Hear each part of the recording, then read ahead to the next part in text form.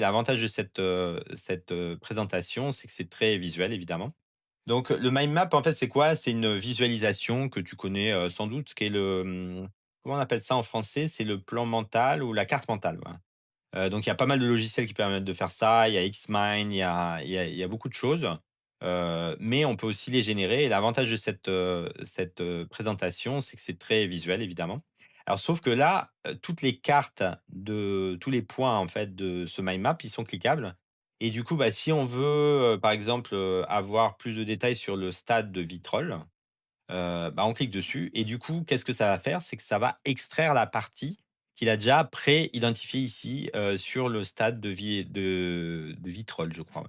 En fait, il a converti finalement ce clic dans un prompt qui est: «Discute, à propos de la source», donc qui est cliqué ici. Donc il va sélectionner lui-même la source qui a servi à créer son mind map et du coup, là, il nous fait un petit résumé. Alors du coup, en anglais parce que, voilà, la connexion entre les 2 n'est peut-être pas bonne sur la question des langues, mais c'est tout à fait possible de lui demander de le faire en français, évidemment.